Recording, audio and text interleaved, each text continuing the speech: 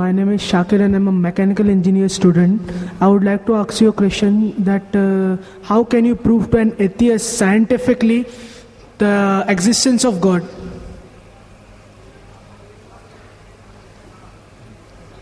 The brother has posed the question, how can you scientifically prove the existence of God Almighty, the existence of Allah subhanahu wa ta'ala? Especially to an atheist who does not believe in God.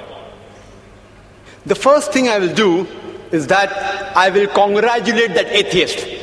I'll congratulate him. You know why? If you look around us, he is a Hindu because father is a Hindu. He is a Christian because father is a Christian. Some Muslims are Muslim because their fathers are Muslim. This person, though he may be coming from a religious background, he does not believe in the false God which his parents attribute to. So he does not believe in God. I'm congratulating him because he's accepted the first part of the Shahada, the first part of the Islamic creed, La ilaha, there is no God. Now my job is to prove illallah, but Allah, which I shall do inshallah. To the other people, I have to first remove the wrong concept of God and then prove the right concept of Allah subhanahu wa ta'ala. Here half my job is done. He has already said La ilaha. There's no God. Now I have to prove illallah, but Allah, which I shall do inshallah. You ask this atheist that suppose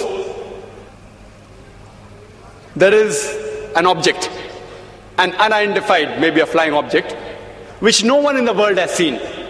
No human being in the world knows about this object. If it's brought in front of you, and if you're asked that who will be the first person who will be able to tell you the mechanism of this unidentified object, you have to ask him the question. Who is the first person who will be able to tell you the mechanism of this new object which no one in the world has seen? After thinking for a while, he'll give the answer. The person who will be able to tell you the mechanism, the first person, is the creator of that object. Some may say manufacturer, some may say producer. Whatever they say, don't grapple with the word, accept it. It will be somewhat similar, either creator or producer or manufacturer. But remember what he has told you. Keep it in your mind. Then ask him the next question.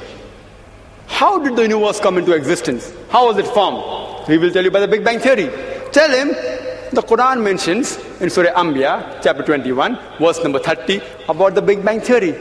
Who could have mentioned this in the Quran 1400 years ago? So he will tell you, maybe it's a fluke. Don't argue with him. Next part of the question. We did not know that the light of the moon is reflected light. We came to know recently. You ask him, he'll tell you, yes. The light of the moon is reflected light. It's not its own light. When we discovered, he will tell you recently, yesterday, 50 years back, 100 years back, yesterday in science. You tell him, the Quran mentions that the light of the moon is reflected light 1400 years ago. Who could have mentioned that? Maybe somebody had a wild guess. Don't argue with him. Continue. We thought the sun was stationary. You ask him, is it stationary? He'll say, no, it's rotating and revolving. When did you learn this? He will tell you yesterday, 50 years back, 100 years back. Quran mentions this 1400 years ago. He will hesitate, but may say, maybe some intelligent person wrote it. Don't argue with him. Continue. How was the universe initially? What is celestial matter? He will tell you, it was smoke. How did you come to know? We have got proof, we have got evidence. You tell him, Quran mentioned this 14 years ago. Who could have mentioned that? He will hesitate. Don't wait for response. Continue. Keep on posing question after question. All that I give in the lecture, keep on posing one question after the other. That water cycle, how do we come to know about it?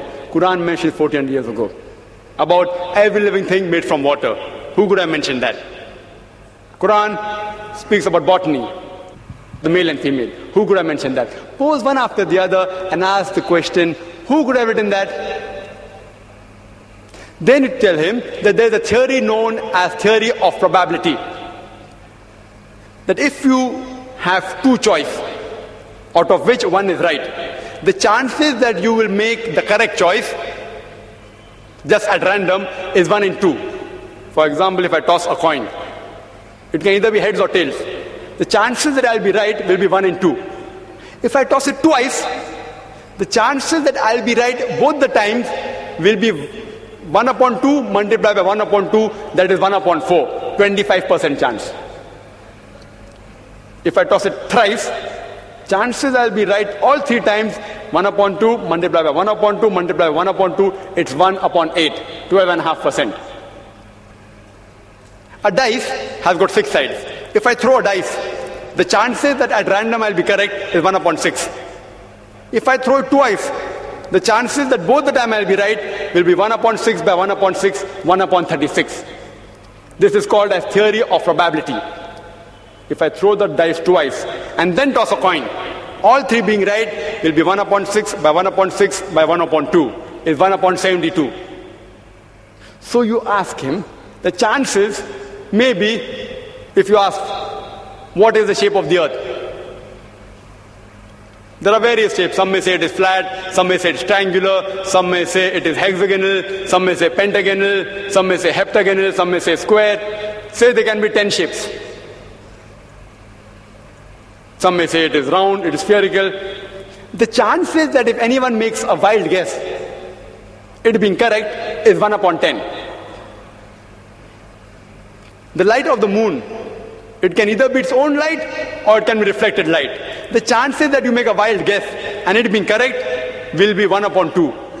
The chances that both shape of the earth and light of the moon being reflected light, both being correct, if you make a wild guess, it will be 1 upon 10 multiplied by 1 upon 2, it is 1 upon 20. What can the living creatures be made of? Some may say sand, some may say stone, some may say aluminium, some may say gold, say 1,000 materials you can name. Some may say water, some may say silver, 1,000 materials. The chances that you make a wild guess and one of them being right, according to mathematics, is 1 upon 1,000. The chances that all 3 being correct, the earth is spherical, light of the moon is reflected light, and every living creature created from water is correct, will be 1 upon 10 multiplied by 1 upon 2 multiplied by 1 upon 1,000. Answer comes to 1 upon 20,000 or 0.005%. Quran speaks about scientific science more than 1,000 verses. In 3 verses, the answer comes to 0.05%. If you apply probability theory to all this being at random chance, it will come to 0, negligible. And in maths, anything 1 in 10 raised to 50, it's equal to 0. So you ask your atheist friend, who could have written this? The only answer he can give you is this first answer, the creator, the manufacturer, the person who has produced it. That's the only answer, there's no other answer. What science is saying today is they are not eliminating God. They are eliminating models of God. La ilaha illallah. They are not eliminating God, but models of God. I hope that answers the question.